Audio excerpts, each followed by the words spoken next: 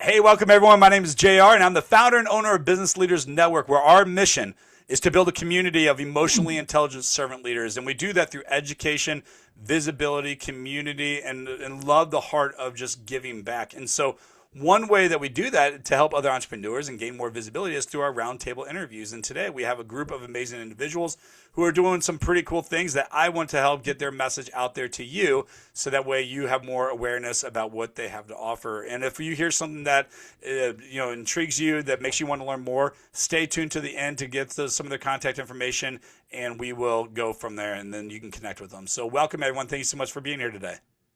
Thank you, JR. Thank you. Thank you so Cool. much for having us. Yeah, well, I'm glad to have you guys here. Well, we're going to start with Clara, since she's a veteran to our roundtables. And Okay. the first question I'm going to ask is, why don't you share with our audience more about who you are, what you do, and the impact you're making in the world? Okay. So, Clara Rose, I'm the founder of Rosedale Publishing, and I work with faith-based, purpose-driven entrepreneurs and ministry leaders who are trying to create a tool to use in their ministry, cause, or brand. So that might be a lead generation tool, a client transformation tool, or it might be to leave a legacy. So I am helping to change the world, make a difference, one book at a time. Very cool. I love that. Where are you from? Tampa-ish. We're in Tampa-ish, really northwest of Tampa a little bit, but people know where Tampa is, so I just say Tampa. Yeah. What type of clients do you like to work with? Absolutely, faith-based, purpose-driven clients are my favorite, mostly because our hearts align, right? We're all feel called to do something, and I get the honor of walking beside them when they're called to create a book. So Yeah. those are You my know, favorite. yeah, I feel comfortable saying this, but people don't look at the Bible as like the blueprint, and yet the Bible has scriptures that lay out everything Hmm. that we need on how to run a business. And I look at that equally yoked, not just in a marriage, but your business Hmm. is also a marriage as well. And it's so true that when we look at our business and our clients and the people that we want to connect with, if we're not equally yoked or aligned with who they are, we're going to Hmm. resent working with them. I've had so many clients over the years that I've worked with, and I knew that I shouldn't have taken a dollar from them. I'm like, Hmm. oh my gosh, this was the worst Hmm. mistake that I ever could do. It was like saying yes because Hmm. I knew that they'd give me some money, but they end up being a headache to work with. People that I don't Hmm. enjoy, and I'm stressed getting on the call because of whatever reason, and it just didn't work out. But those that I feel aligned with, they stay. We're excited. We Hmm. connect, and there's Hmm. growth and there's happiness, and we all are able to communicate a lot different. So that equally yoked or being aligned is Hmm. so important when it comes with this. So I love what you're saying. It's like, hey, working with Super faith important. based entrepreneurs, what Hmm. they do, because it's not just being aligned on there, but it's also people that you enjoy. You enjoy hanging out with, and Hmm. I always say, if I can't go sit down and have a meal with you and be able to talk to you and be excited about our conversation, Right? I want to hang out with you. Yeah. So We to shouldn't make be sure. working together. I know, Right. like me, Yeah. me, me and Spence are old bros. I go to his house and stayed there, and he welcomed me there. Nice. We go to dinner and have Mm. steak and stuff. So we just kind of room it up. So which brings me to you, Mm. Spence. Share with the audience in the world, what is it that you do and the impact that you're making. Well, my name is Spence Trick, and I own Wake Surf Tampa, and we are a premium water sports experience company. I like to tell everybody that we spread the joy of the Lord one Mm. water sports experience at a time. And so, what that looks like is we teach people to wake surf, wakeboard, and then we provide tubing as well for kids as young as 4 years old, all the way up to adults as old as 84 years old. And we provide groups that are large from up to 12 people all the way down to a single person at a time. We just want to make sure that we're providing you the best possible experience on the water that you could have ever dreamed of, helping you overcome fears and thoughts and challenges that you didn't think you'd be able to overcome. So we love having people out in the water, all the way from beginners to veterans that have wake surfed and wakeboarded for years. And we just want to make sure that we're spreading the sport and spreading the joy of the Lord, one experience at a time. Yeah, it's really cool with what he does. I mean, he truly is bringing this experience, but he's so good at what he does and has the patience to work with people even like me. And a little bit of about my story is on when I was in the military on February 7th, 2007, I survived a suicide bombing in Iraq, and it affected the whole right side of my body. And so I was down there at a mastermind event in Florida, and Spence was providing the experience for all of us and took us out on the water. And I was like, "There's no way I'm going to be able to do it." One, I don't even have full grip, and with my arm, I'm struggling with it. I'm in a lot of pain. And he's like, "Dude, I can get you up." And I got up, and I stayed up there for a while. I always joke, the only reason why I fell is because he almost took the boat into a house, and so we had to make that turn.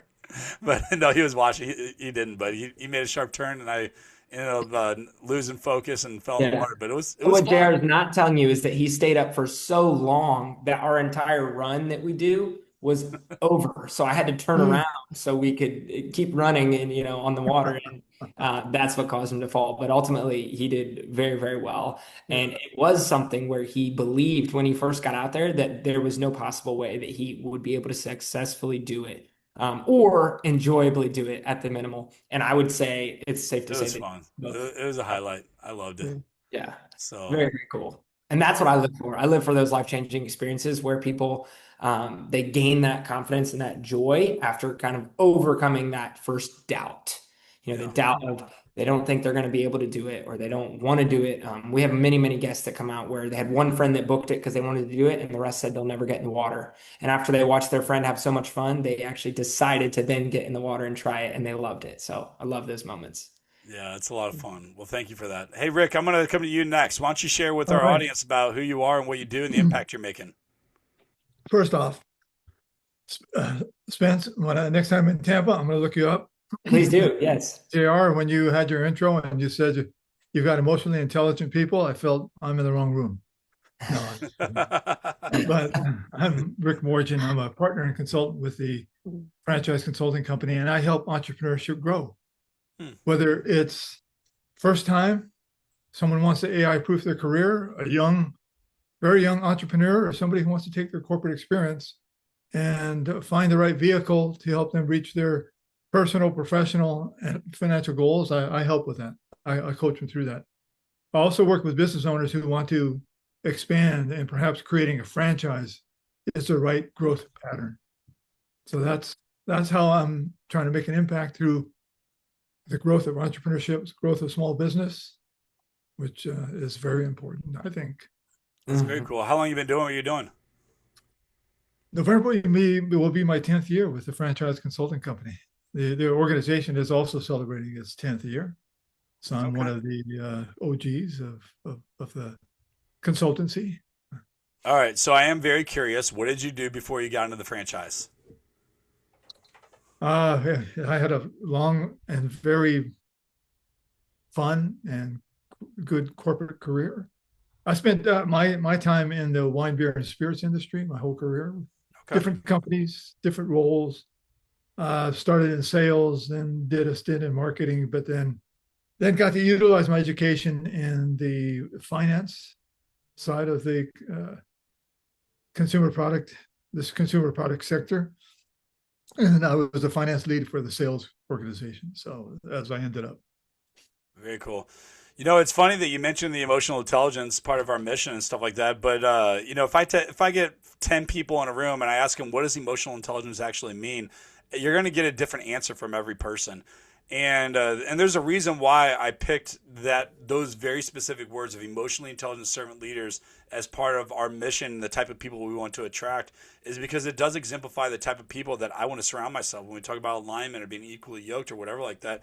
And I took the training from Walt Disney and what he taught for his audience. And when it comes to emotional intelligence, there was 5 character traits that he talked about all the time, saying, hey, if you didn't exemplify these 5 character traits, you couldn't join our organization for Walt Disney. And the first one was self-awareness. And so you have to learn how to be self-aware, and not just of your environment, but yourself being like, how are you feeling? Are you angry? Are you hungry? Are you lonely? You're tired? And going through the HALT acronym and stuff. And, or are you feeling emotionally drained or whatever it may be? But you got to be aware of how you feel, but also how others around you feel in the environment that you're in. The second part of emotional intelligence is self-regulation. So it's like you're aware of it, but now you got to be how to regulate it. And so you got to know how to compose yourself. And to me, The self-regulation is such a powerful tool, especially like coming from the military. It's like I look at the people that were much higher ranking than I was when I was in the service. I'm like, man, I want to be like them. It's like, how can you be in a middle of a firefight and bombs going off and everything going on, and you're still keeping composure to help move the people around you to do what they have to do to complete that mission? And that all happens through training and knowing how to regulate your personal emotions, but also how to execute the mission that you're supposed to do. The third thing, emotional intelligence, that we hear about is motivation. It's like, okay, you may not feel like doing something, but how do you motivate yourself to actually do it? And so it's having that discipline and that focus to be able to get it done. And then you have the motivation. And the next one is going to be empathy. Is like, as a man, that's always been a struggle for me.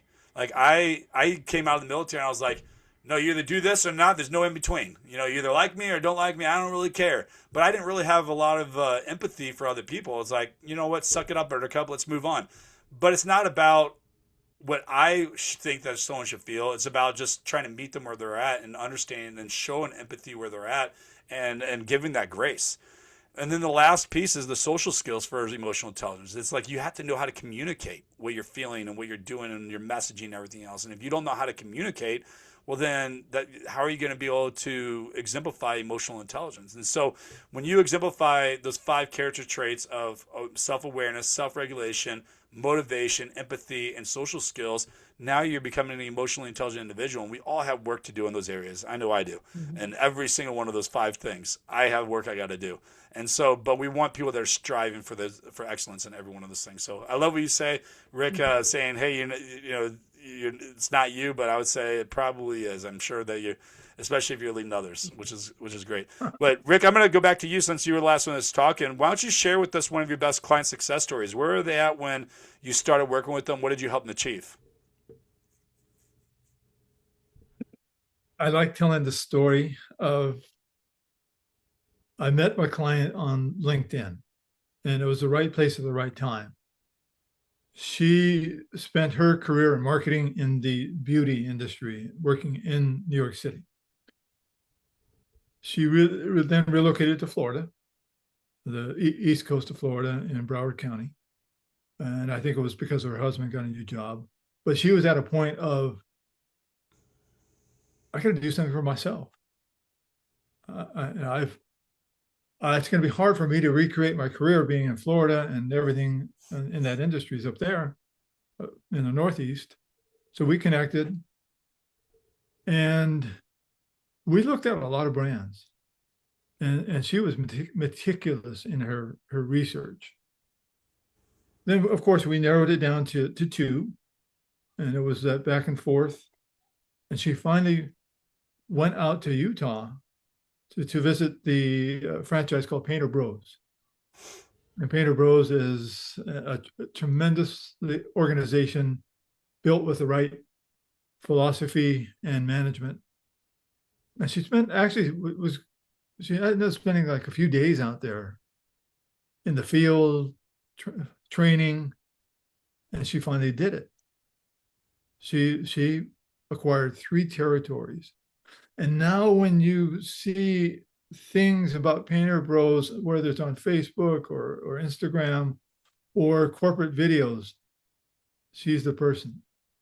And I remember we own a franchise magazine. I've written articles about her. And then from the first one to the second one, we just communicated this incredible change and her satisfaction. And her line is, I spent my whole career painting faces. Now I paint buildings. That's beautiful. Very cool. That's an awesome story. Congratulations on that success. I mean, we got to hold on to those, and that's what keeps us going. So congratulations, Mr. Spence. Why don't you share one of your best client success stories? The story that impacts me the most personally, I think, is the one I'm going to share with you guys today. And this comes from an older couple who had just gotten married. They were on their honeymoon in the area. They were both in their mid 60s. So like, I think it was like 63 and 64 or 5. And most people would think these aren't your prime, advocates for water sports. However, they booked a session with us. It was 2 hours. Neither of them had been wake surfing before.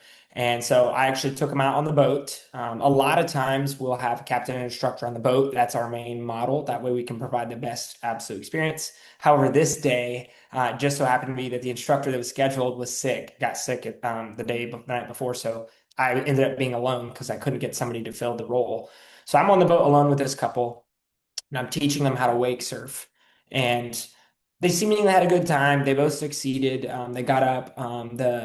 The husband was able to get up a little bit quicker than the wife, but once the wife got up, she actually progressed a little quicker. And I just thought it was a normal day on the water for me. Mm. So then, time passes by, and I get a call the next year, and they decided they wanted to come back with us. And the gentleman shares with me that he said this was an incredible experience last year, and we really loved it. It was the highlight. And I said, "Oh, that's so incredible to hear. Like, I love hearing stories like that." And he said, "In fact, let me tell you how impactful it was on us." And I said, "Please share."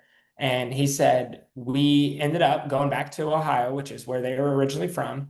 And he said, we sold our house. And he said, we bought a house on the lake. And I said, "Oh, that's incredible." He goes, no, stop. I'm not done yet. And I said, "Well, what's next?" He said, "We ended up buying a Mastercraft boat."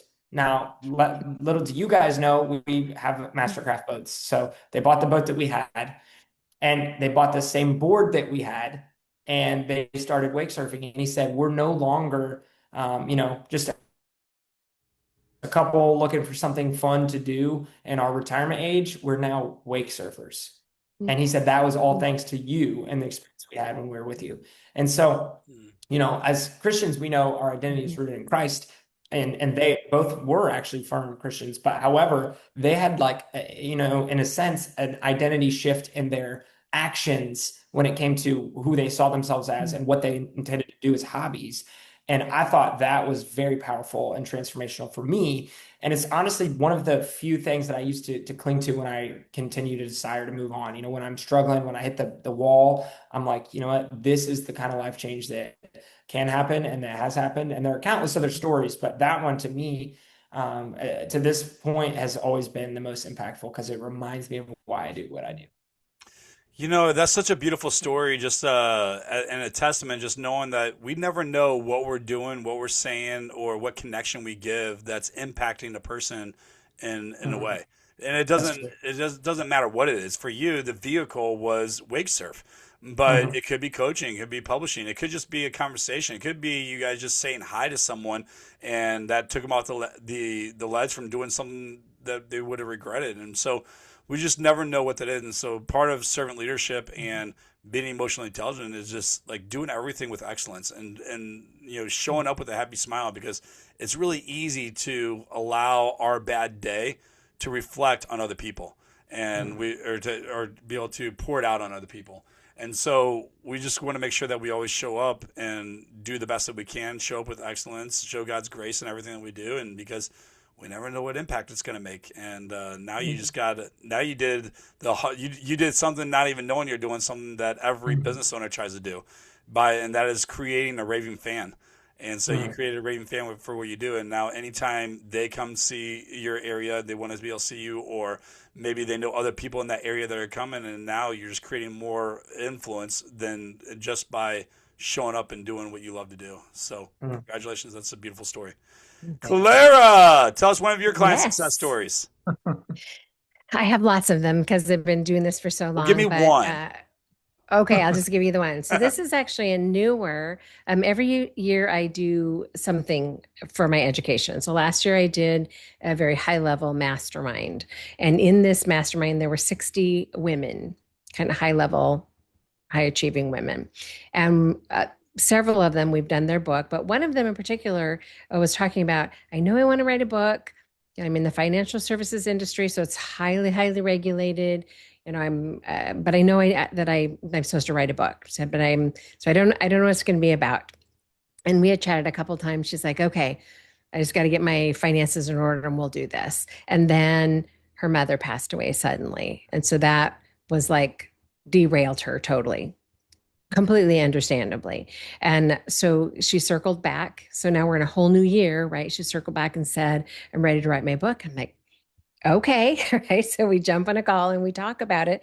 And it turns out that the experience that her mother had gone through from retiring from a very high stress, high pace job to nothingness of retirement, right? No purpose, no, like never feeling like she quite recovered and hadn't had a new purpose and new life again. And she's like, that's the book that I'm going to write. I want to help people prepare for that, not just the finances of retirement, prepare for that part of their life as well. And so we're in the middle of this amazing journey as she helps people. She will be helping people to discover purpose beyond retirement, right? In the retirement years, and maybe help somebody avoid what her mother went through, right? Being purposeless and so anyway, just really super impactful to watch the transformation. I'm super excited for her book to come out, and it will change lives. It'll make a difference, and that's the kind of work that lights me up and leaves me feeling fulfilled, and is why I do what I do. How did that story and working with that client impacted you personally? Oh, emotionally extreme. They all do, right? Because I only work with people that are doing purpose-driven, mission-driven work, right? So it's all, I so often am crying as I'm editing, right?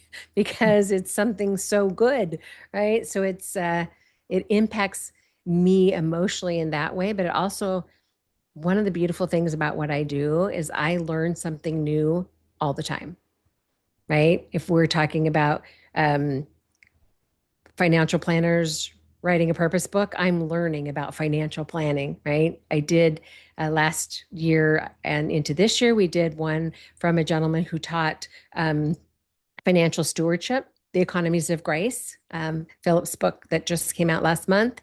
And I learned so much editing his book, right? I learned to invest in real estate by ghostwriting a book for a real estate investor, right? So I constantly get to learn new and exciting things because I'm helping somebody flesh out something, either a lead generation tool or a client transformation tool or a legacy tool. So I'm constantly learning something new. And it's amazing what you learn when you help people create something from their very soul, from their heart. That's cool. So you're actually getting paid for education. So Yes, isn't that cool, right? no, So I learn something new constantly, and they pay me to do it. I love that. Yes, it's beautiful. Congratulations. That's a beautiful story. Thank Spence, you. I'm gonna go to you first on this one, and I'm gonna twist up this question differently than how I normally do it. But why don't you share one tactic that, and you could relate it to you, so it doesn't always have to just be about business. But what is one tactic or one tool that you can share with the audience that can help them become better in your expertise? In my area of expertise specifically? Yeah, yours, and what you do. I would say what I've learned the most over the past is that watching people like others at the thing you're trying to do, you can learn a lot. And a lot of people say you need to learn from the mentors, you need to learn from the successful people. And I think that's very important. But actually, what I'm also going to counter and offer is that you can learn from some of the failures or the mistakes as well. And so for wake surfing specifically, what we're doing, we teach a lot of kids and we'll show them first so they can see a successful model. But then on top of that, when they're watching the other kids go, we teach them from their mistakes. So we've actually kind of put two methods together where we're showing you a successful first model so you know what you're trying to mimic and imitate. But then we also show, little snippets of the other kids' mistakes. That way you can learn what not to do while you're trying to put it all together. So that's when it specifically relates to wake surfing and what we're coaching. I've learned that you can learn from the maybe not so successful attempts, maybe failures or what some would call mistakes. And you can also learn from, the big wins, the success. And so I've seen that a lot. And I've also learned that in business when it comes to my strategies. I can learn why certain things didn't work and take those and extrapolate out the principles and then move that forward when I'm going to try to do a new outreach or a new campaign or something like that. So Wisdom, all right there. Watch people and then learn from their good and their bad. That's awesome. Rick, let's go to you. Well, actually, before I go to you, Spence, where's the best place for someone to make contact with you if they want to reach out? yeah, if they want to reach out to me, I'm on Instagram. It's just at Spence Trick, which is SpenceTrick. Pretty active on LinkedIn as well. So LinkedIn's an easy way to find me. Otherwise, people are more than welcome to check out our website, which is wakesurftampabay.com. And they can email me there at spence@wakesurftampabay.com. I'm always happy to hop on a meeting with people, introduce myself, as well as answer any questions that people have. Or if they're looking to get into the sport, happy to direct them based on my feedback and my expertise. So Very cool. Love that. Rick, same question for you. Give us your golden secret. What is that one secret that you love teaching your clients, and then also follow up with how people can get in touch with you? That one, my secret sauce, not one secret. Overcome fear. Have no fear. Accept no. Be decisive. And wake up every day with joy and gratitude. Mhm. So it's on my side of the table. I have to sift through people who express interest, but may not be, in whatever. So no is, I just can't let it affect me. It's not personal. For the client side, it's really, don't let your fear of the unknown or your fear of failure stand in the way of you understanding what you have to do and how this business model works. And can you replicate success from others to create your own? And decisiveness is, franchisors want decisive people. You got to make decisions because you're going to make mistakes. You have to lead your team and make those decisions. And then from my side, I have to decide when someone is not qualified. The sooner I do that, the better off I'll be. And then I can be reached on LinkedIn. Yeah, yes. On LinkedIn, it's Richard Morgin. Instagram, it's Rick Morgin. TikTok is at Rick D212. And then, of course, Rick at the franchiseconsultingcompany.com. And then even on LinkedIn, I put my full contact info so I can be reached multiple ways. Thank you, Very Jim. cool. No, that's awesome. I love that. And Clara, same question to you. What is that one secret sauce that you love telling your clients, and how can people get in touch with you? So I think the secret sauce is to don't go it alone, right? Whether it's writing a book or anything else, don't go it alone. Find somebody who knows how to do it and hire them to help you, right? It collapses time, right? So you could be working on your book for 10 years, or you could work with a professional and in 6 months be holding your book in your hand, right? That's the difference that I see in clients. So find a professional to help you. And then I always love to give this little tidbit to people.